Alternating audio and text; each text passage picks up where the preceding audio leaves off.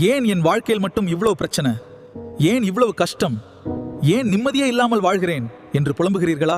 கவலைப்படாதீர்கள். இந்த உலகம் தரும் சமாதானம் எல்லாம் தற்காலிகமானது. பணத்தால் கிடைக்கும் சமாதானம் ஒரு நாள் மறைந்து போய்விடும். மனிதர்கள் தரும் ஆறுதல் ஒரு நாள் நம்ம விட்டு போய்விடும். உலகம் தரும் சந்தோஷம் நிலைத்திருக்காது. ஆனால் இயேசு தரும் சமாதானம் மட்டும் ஒருபோதும் நம்ம விட்டு நீங்காது.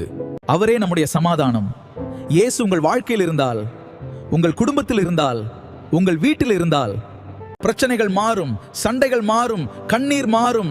அந்த இடத்துல தேவ சமாதானம் வரும். கர்த்தரை நம்புகிறவனுக்கு பூரண சமாதானம் உண்டு. எத்தனை வருட போராட்டமாக இருந்தாலும், எவ்வளவு பெரிய கஷ்டமாக இருந்தாலும், சமாதானத்தின் தேவன் உங்கள் வாழ்க்கையில கிரியை செய்யும் போது அனைவருக்கும் ஒரு முடிவு வரும். இயேசு சொன்னார், என்னுடைய சமாதானத்தை உங்களுக்கு கொடுக்கிறேன், உலகம் கொடுப்பது போல நான் கொடுக்கவில்லை. இன்றிலிருந்து உங்கள் வாழ்க்கையில் ஒரு புதிய சமாதானம் பிறக்கப் போகிறது. சமாதானத்தின் தேவன் உங்களை ஆளுகை செய்வாராக. இயேசு உங்களுக்கு சமாதானம் கொடுத்தார் என்று நம்பினால் காமெண்ட்ல ஆமென் என்று பதிவு செய்யுங்கள்.